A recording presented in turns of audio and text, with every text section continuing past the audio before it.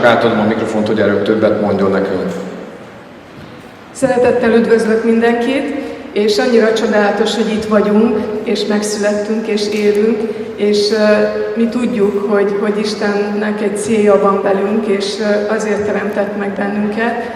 Viszont nagyon sok olyan gyermek van, akit megteremtett, megfogant az anyamében, de mégsem születhetett meg. Persze van olyan is, amikor elvetél valaki, elmegy egy baba, de sokszor előfordul, és ez a számnagyság hatalmas, tehát 6 millió kisbabáról beszélünk, akik nem születhettek meg, mert elvetették őket.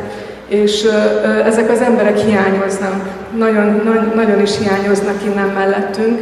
És a buszban szeretnénk megmutatni, hogy Isten milyen csodálatosan alkotott meg bennünket. Bemutatjuk a magzatfejlődést, és bemutatjuk azt, hogy az élet nagyon-nagyon értékes, és válasszuk az életet. Ezt olvassuk ugye a Bibliában és Isten szavában is, hogy válaszd az életet, válaszd az áldást.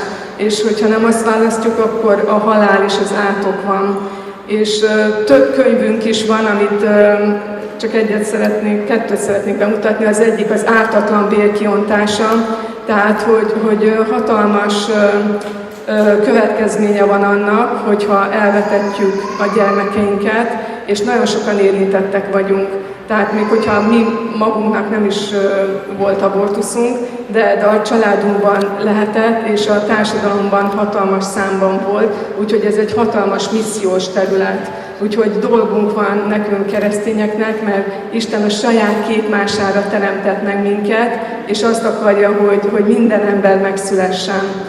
És a másik könyv, amit meg szeretnék mutatni, az egy bizonyság, ez egy elég új könyv, egy bizonyságtétel, mindenkinek nagyon ajánlom, hogy valaki hogy ment át ezen a szörnyűségen, hogy milyen tényleg lelki következményei voltak az abortuszának, de utána Isten szabadítását mennyire megtapasztalta, és egy hatalmas nemzetközi szolgálat jött ki ebből, és emberek meggyógyulnak abortusz után is.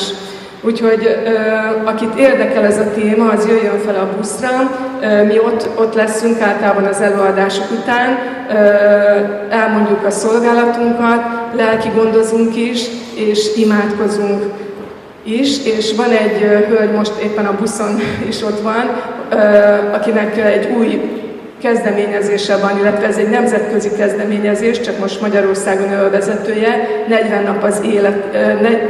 nap az életért, igen. Tehát ez egy ima mozgalom, és keresünk imádkozókat, mert ez egy szellemi harc, ez egy hatalmas szellemi harc, és hisszük, hogyha ezt megharcoljuk, akkor hatalmas ébredés jöhet Magyarországra. Úgyhogy várunk szeretettel mindenkit a buszon. Köszönöm.